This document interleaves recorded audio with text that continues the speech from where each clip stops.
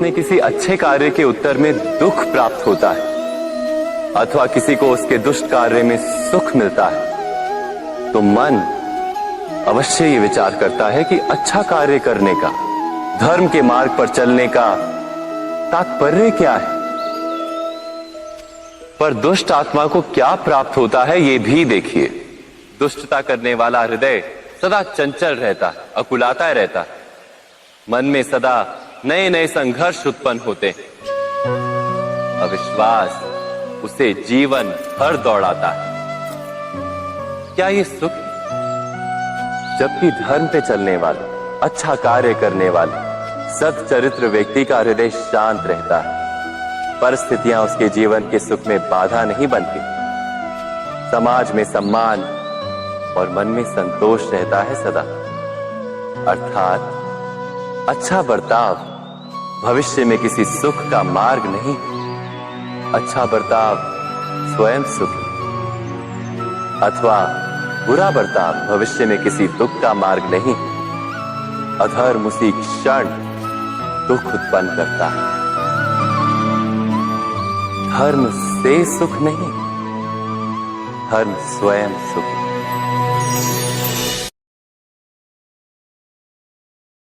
हम में से कई लोग इस विषाद से ग्रस्त रहते हैं कि हमें हमारे जीवन में अपेक्षित सुख सुविधा कभी प्राप्त ही नहीं, क्योंकि हमारा भाग्य ही यही है,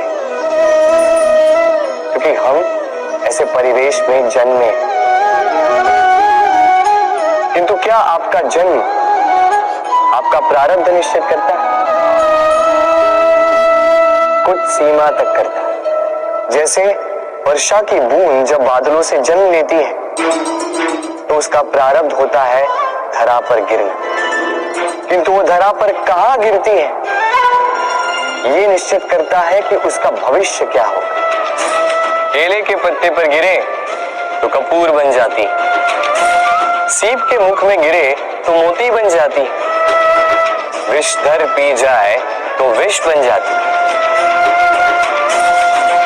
बूंद एक ही, प्रारब्ध तीन।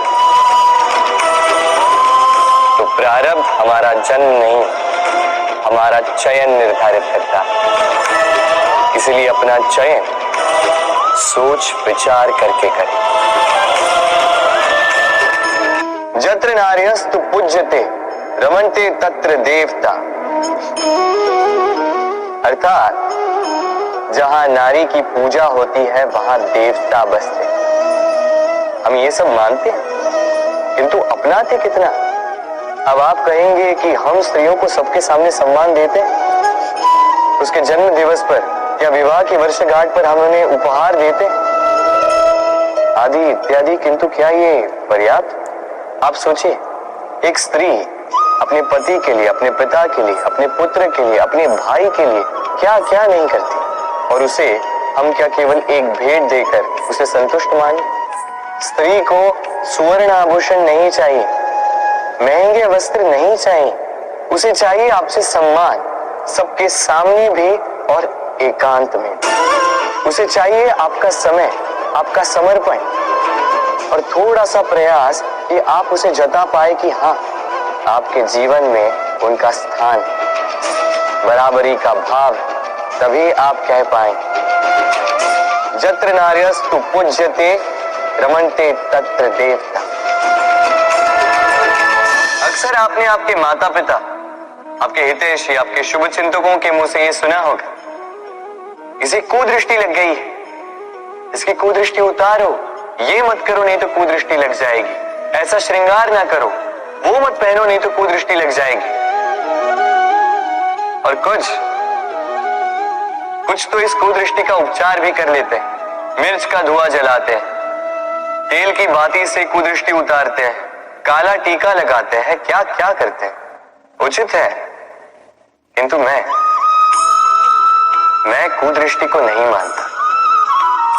मैं मानता हूं कि यदि आपका मन अच्छा हो तो कोई भी कुदृष्टि आपको किसी भी प्रकार से हानि नहीं पहुंचा सकती। आंधियां भी केवल उन्हीं घरों में धूल भर पाती है जिन घरों में खिड़कियों के पर्दे दुर्बल होते।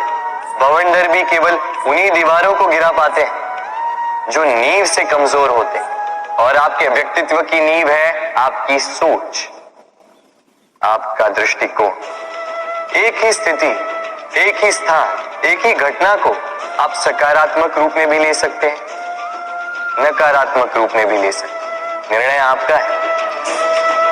इस संसार को जैसा सोचोगे वैसा ही पाओगे। इसलिए स्मरण रखिएगा, अपनी दृष्टि नहीं, अपना दृष्टिकोण संभालिए। क्योंकि जैसा कहा गया है, इस संसार में बुरी दृष्टि का उपचार तो है, बुरे दृष्टिकोण का नहीं। बालपन से कहीं पहेलियां सुलझाई होंगी आप, क्यों? तो आज एक और सुलझा लीजिए।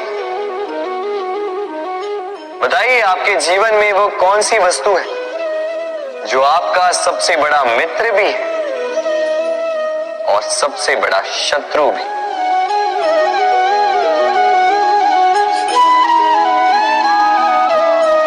समझदार को एक संकेत ही पर्याप्त है। उचित सोचा आपने। वो वस्तु है समय। क्यों? क्यों समय आपका सबसे बड़ा मित्र और समय ही आपका सबसे बड़ा शत्रु है?